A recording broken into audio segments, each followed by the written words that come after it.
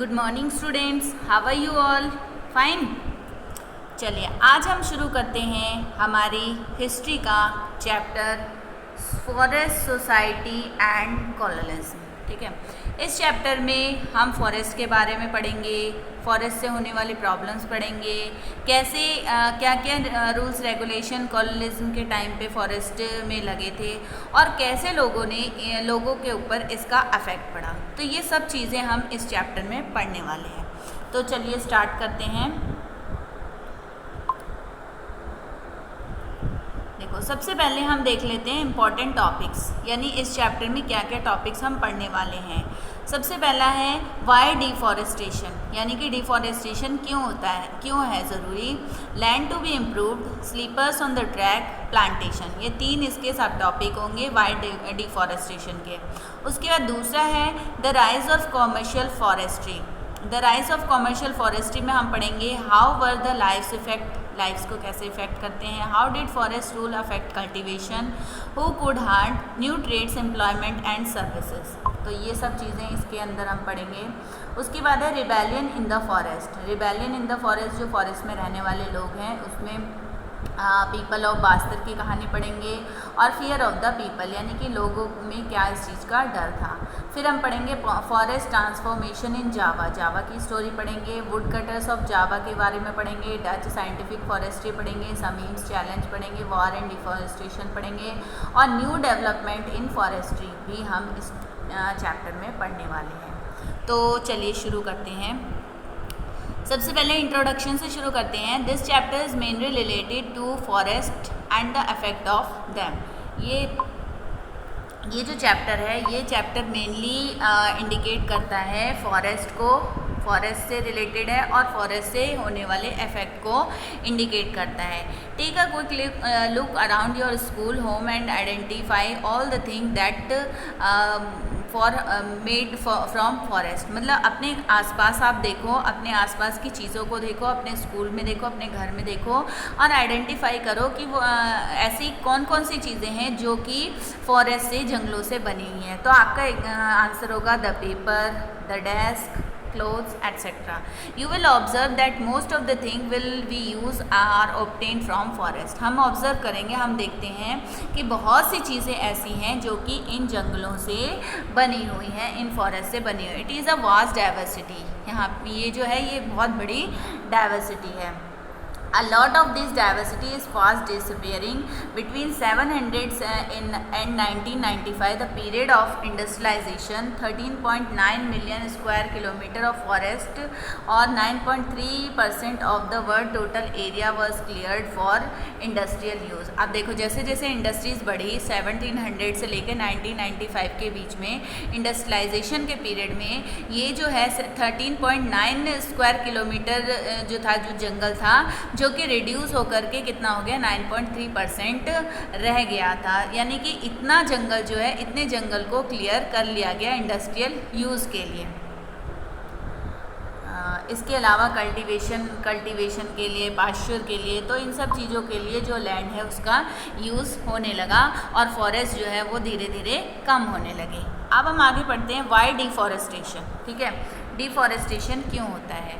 Deforestation, the disappearance of forest in referred as deforestation, यानी कि disappearance करना, यानी कि फॉरेस्ट को काटना, फॉरेस्ट को, जंगलों को काटना, पेड़ पौधों को काटना, उसको हम डिफॉरेस्टेशन कहते हैं। Deforestation is not a recent problem, ये अभी की प्रॉब्लम नहीं है। The process began many centuries ago but under colonial rule it become more systematic and extensive. ये जो प्रॉब्लम है ये बहुत शताब्दियों पूर्व की है और अगर हम देखें कॉलोनियल पीरियड में तो ये जो है ये बहुत ज़्यादा बढ़ गए थे। Let us look some of the causes of deforestation in India.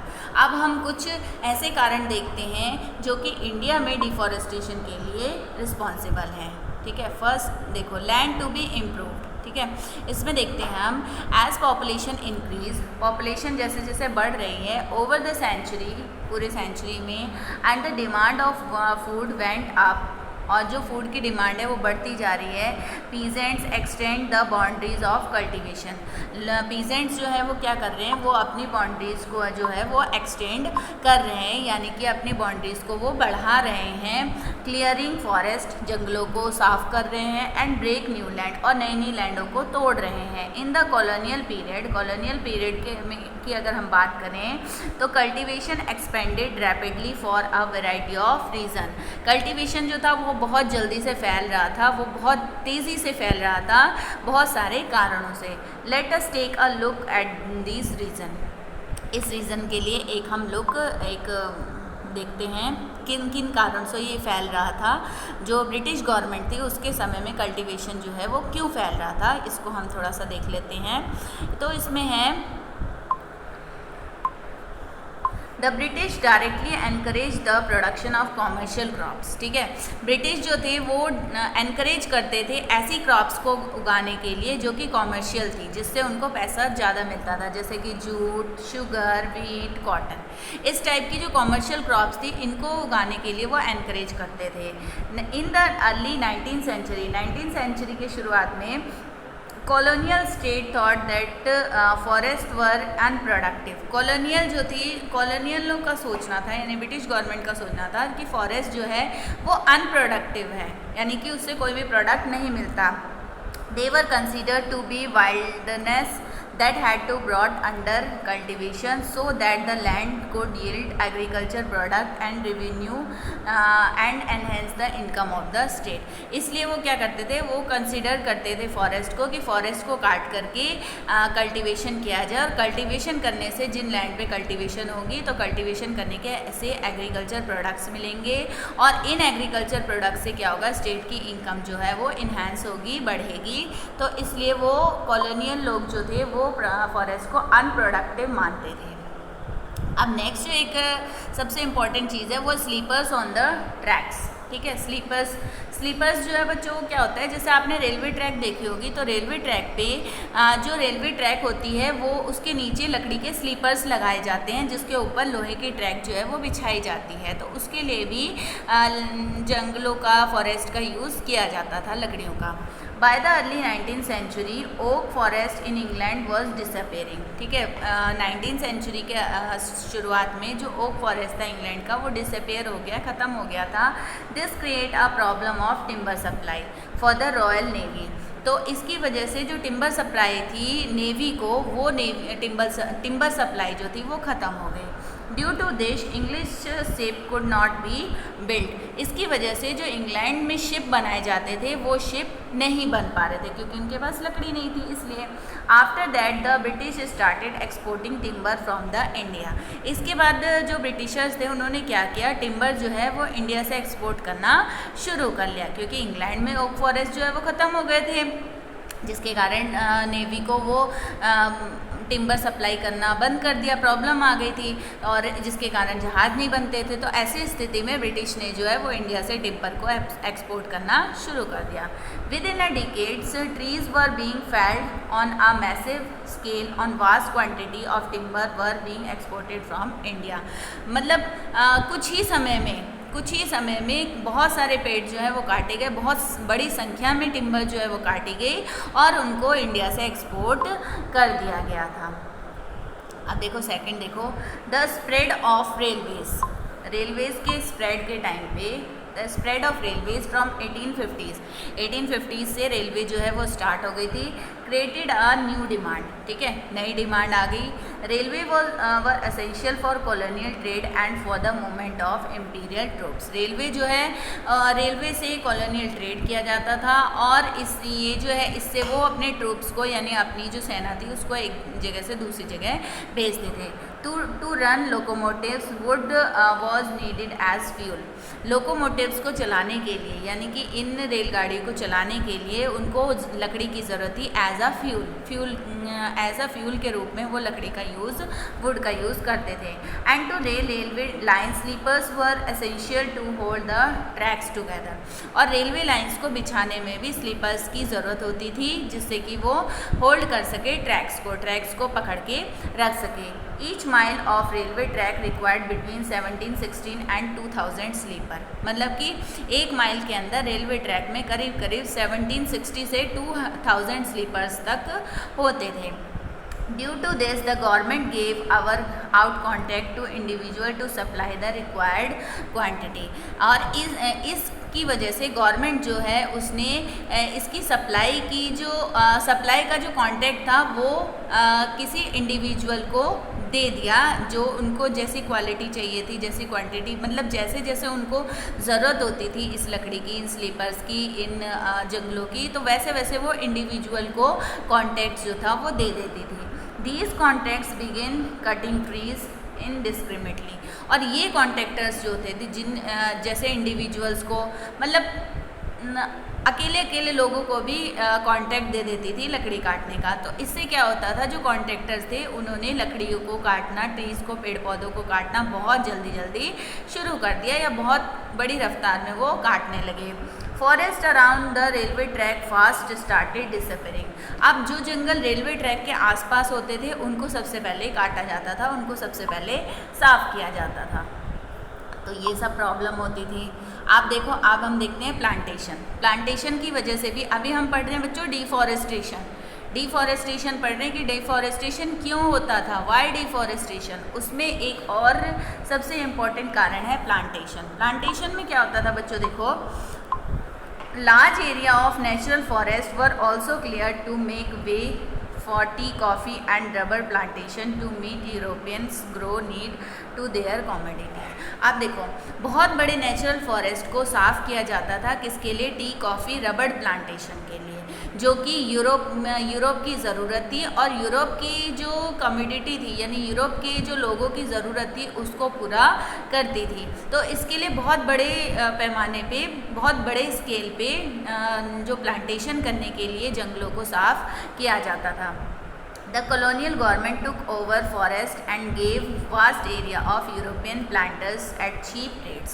और colonial government क्या करती थी, वो over the forest and gave vast area to European planters to cheap rate। जो यूरोपियन के प्लांटर्स होते थे, जो यूरोप के प्लांटर्स होते थे, उनको बहुत सस्ते दामों में ये फॉरेस्ट जो है, ये जंगल जो है वो दे देती थी colonial government. These area were enclosed and cleared of forest and planted with tea और coffee। अब इन एरिया में क्या होता था, इन एरिया को वो इनक्लोज कर देते थे, बंद कर देते थे, और इनके जंगलों को वो साफ़ कर देते थे। कौन? European planters. यूरोपियन प्लांटर्स जो थे वो इनके जंगलों को साफ़ कर देते थे, और फिर उसमें टी और कॉफ़ी की प्लांटिंग करना शुरू कर देते थे। तो इस तरह से प्लांटेशन जो है वो भी एक रिस्पॉन्सिबल कारण है फॉर डिफॉरेस्टेशन का। चलिए आगे पढ़ते हैं। The rise of commercial farming. अब कॉमर्शियल फार्मिंग जो है उसका उसका विकास जो था वो देखते हैं। As in the previous section, we have seen that the British needed forest in order to build ships and railway। ठीक है, पहले हमने पढ़ा, इससे पहले वाले सेक्शन में हमने पढ़ा कि ब्रिटिश गवर्नमेंट की ज़रूरत थी जंगलों की शिप्स बनाने में और रेलवेज़ में ज़रूरत होती थी। The British were worried that the use of forest by local people and the reckless felling of trees by traders would destroy forest। अब जो ब्रिटिशर्स थे वो सोचते थे, वो वरीड थे, वो ऐसा उनका मानना था कि use of forest by local people and the reckless feeling of trees by traders would destroy forest. उनको ये लगता था कि अगर लोकल पीपल जो है वो इन जंगलों का यूज़ करेंगे, इन पेड़ पौधों का यूज़ करेंगे, या लोकल ट्रेडर्स जो है वो इन पेड़ पौधों को ख़त्म करेंगे, पेड़ पौधों को डिस्ट्रॉय कर देंगे। सो दे डिसाइडेड, उन्होंने डिसाइड किया, इनवाइट अ जर्मन एक्सपर्ट डैट्रिक ब्रांडेस। उन्होंने एक जर्मन एक्सपर्ट को इनवाइट किया for advice and made him the first inspector general of forest in India. उन्होंने एक जर्मन एक्सपर्ट को इनवाइट किया जो कि डैट्रिक ब्रांडेस थे, और फॉर एडवाइस, उनसे एडवाइस लेने के लिए, और उन्हीं को made him the first inspector general of forest in India, और उनको इंडिया का फर्स्ट इंस्पेक्टर जनरल जो है फॉरेस्ट का वो बनाया गया। इंडिया के फर्स्ट, देखो यहाँ पे एक नंबर में क्वेश्चन बच्चों आ सकता है, who is the first inspector general of forest in India? तो इसका आंसर होगा डैट्रिक ब्रांडेस। ठीक है, चलो आगे देखें आप ब्रांडेस ने क्या क्या किया।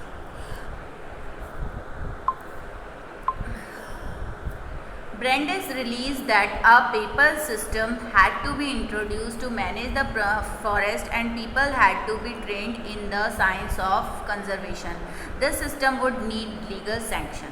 अब ब्रेंडिस जो थे उन्होंने क्या रिलीज़ किया, एक पेपर सिस्टम रिलीज़ किया. पेपर सिस्टम मीन्स नियम और कानूनों के लिए एक उन्होंने नियम कानून जो थे उनको एक रिटन वे में उन्होंने शुरू किया, जिसमें क्या बताया गया था, इंट्रोड्यूस था manage the forest and people had to be trained in the science of conservation, जिसमें कि फॉरेस्ट को कैसे मैनेज किया जाए और लोगों को कैसे ट्रेन किया जाए कि वो कंजर्वेशन कर सके. साइंस मतलब उनको ऐसे ट्रेन किया जाए कि वो साइंस ऑफ कंजर्वेशन में एक्सपर्ट हो सके, यानी कि पेड़ पौधों को कंजर्व करने में वो ट्रेंड हो सके. इस सिस्टम को नीड लीगल सैंक्शन, इस सिस्टम को लीगल सैंक्शन की ज़रूरत थी. So Brandeis set up the Indian Forest Service in 1864 and helped formulated the Indian Forest Act of 1865. तो ब्रेंडिस जो थे उन्होंने इंडियन फॉरेस्ट सर्विस 1864 और जिसकी हेल्प से उन्होंने इंडियन फॉरेस्ट एक्ट 1865 जो है वो बनाया था.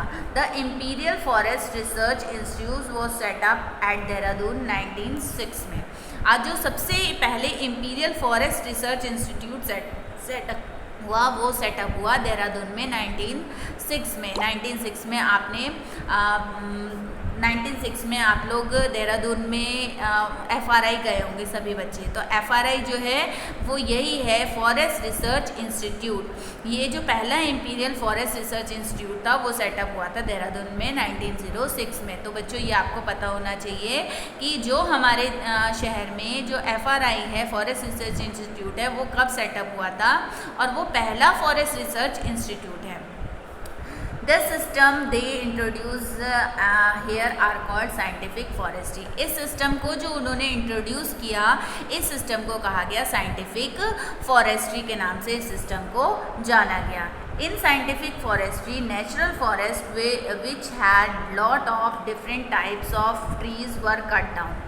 अब इस साइंटिफिक फॉरेस्ट्री के तहत जो नेचुरल फॉरेस्ट थे which had lot of different type of trees were cut down, जो नेचुरल फॉरेस्ट थे जिसमें बहुत सारे पेड़ पौधे थे उनको कट कर दिया गया, उनको काट दिया गया. In their place one type of trees were plant in the straight row, और उनकी जगह पे एक ही तरह के पेड़ जो है वो लगाए गए एक पूरी रो में, मतलब एक पूरी रो में एक जैसे ही पौधे लगाए गए.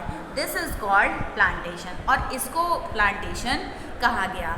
Forest officials made plans for forest management. जो फॉरेस्ट के ऑफिसर्स होते थे वो फॉरेस्ट मैनेजमेंट के लिए प्लान्स बनाते थे. They plan how much of the plantation area to be cut every year. वो ये डिसाइड करते थे, वो ऐसा प्लान बनाते थे कि कितना एरिया उनको हर साल काटना है. The area to be cut was then to be replanted, so they was ready to cut again in the some year. अब उनको जो एरिया काटना है उसकी जगह पहले तो एरिया काटने का प्लान बनाते थे, फिर वो प्लान बनाते थे कि वहाँ पे क्या रिप्लांट करना है. तो वो मतलब आगे कुछ सालों तक वो यही प्लान बनाते रहे कि कितना एरिया काटना है और कितना एरिया जो है उस एरिया में कौन सा रिप्लांट जो है वो करना है. After the Forest Act was enacted in 1865. 1865 में जब ये फॉरेस्ट एक्ट जो है वो लागू हो गया, it was amended twice, once in 1878 and then 1925. The 1879 Act divided forest into 3 categories. देखो, फॉरेस्ट एक्ट जब लागू हुआ 1865 में, इट वॉज अमेंडेड ट्वाइस, यानी कि ये इसमें जो है अमेंडमेंट हुए, इसमें चेंजेस आए 2 बार. एक बार कब 1878 में और दूसरी बार 1927 में.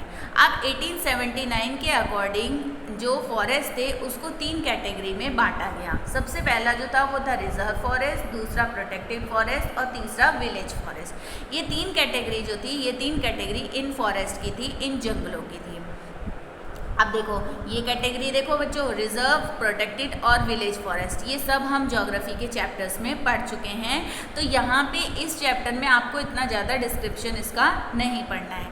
The best forest was called reserve forest. जो बेस्ट फॉरेस्ट होता था, जो बहुत बढ़िया फॉरेस्ट होता था, जिसकी क्वालिटी अच्छी होती थी, उस फॉरेस्ट को रिजर्व फॉरेस्ट कहा जाता था।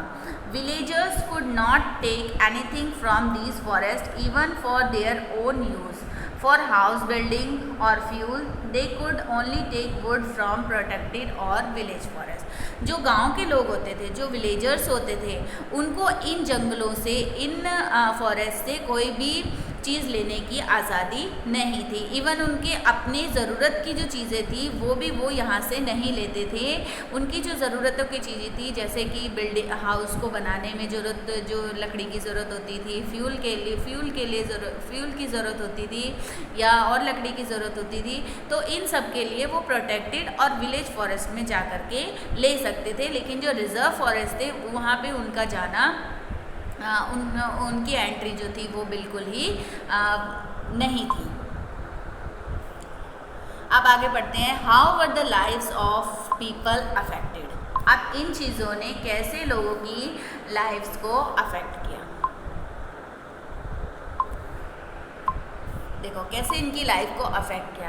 इन forest area people use forest product, fruit, vegetable, medicine, fuel etcetera. Almost everything is available in the forest. अब जो जंगल का एरिया था, फॉरेस्ट का एरिया था, वहाँ पे लोग क्या करते थे, फॉरेस्ट प्रोडक्ट को यूज़ करते थे, जैसे कि फ्रूट्स, वेजिटेबल, मेडिसिन, फ्यूल्स, ये सब चीज़ें जो हैं वो यूज़ करते थे और ये उनको अवेलेबल हो जाती थी फॉरेस्ट से। The forest act meant several hardship for villagers across the country.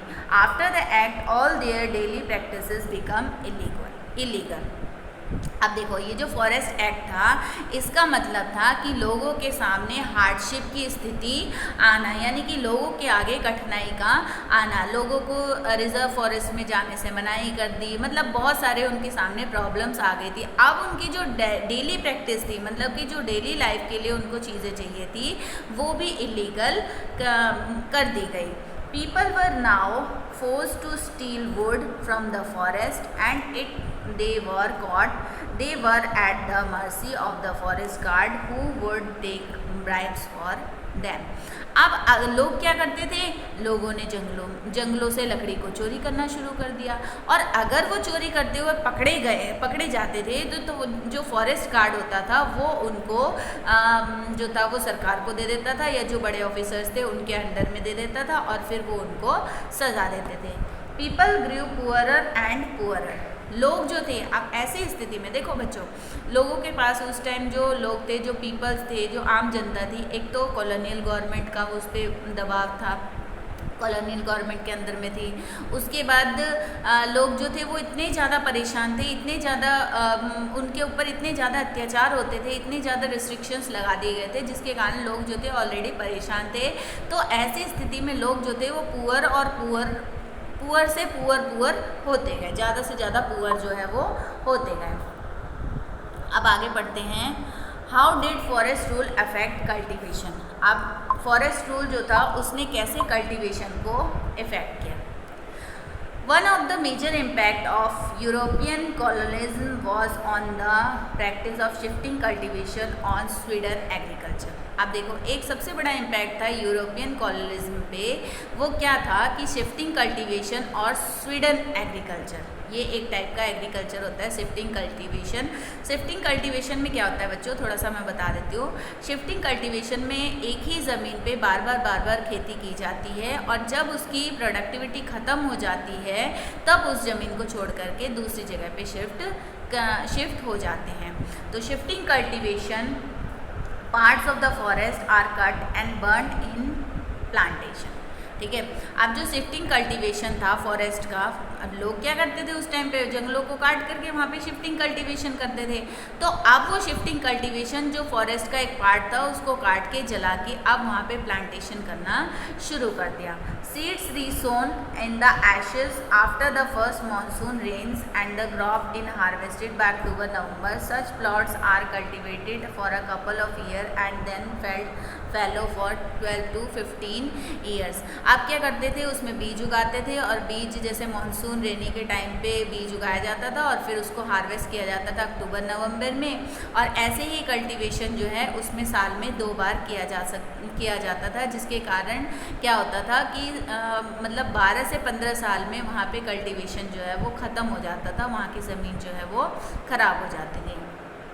European forest regarded this practice as harmful for the forest. अब यूरोपियन जो फॉरेस्टर थे, जो यूरोप के फॉरेस्टर, ये तो शिफ्टिंग कल्टीवेशन था कि जंगलों में ऐसे जंगलों की ज़मीन को साफ कर करके इस टाइप से किया जाता था।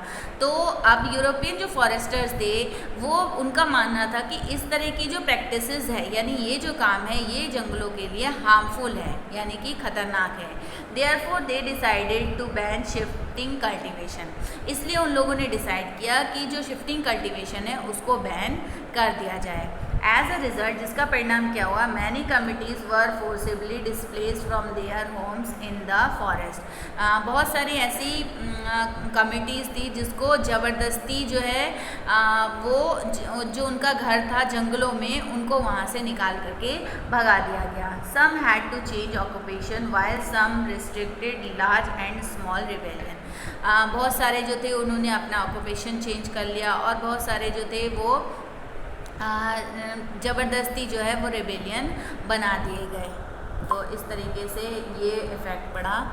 हु कुड हंट, किसने हंट किया था, किसने इनको हंट किया। Before the forest law many people who lived in or near forest had survived by hunting। Forest law से पहले बहुत सारे लोग क्या करते थे, जो कि